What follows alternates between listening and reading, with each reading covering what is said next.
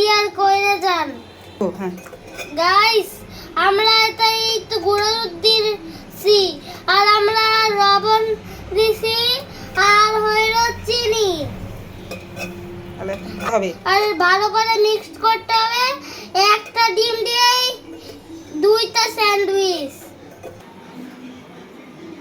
Guys এখন এগুলোকে কয় মিনিট মিক্স করে নিতে হবে।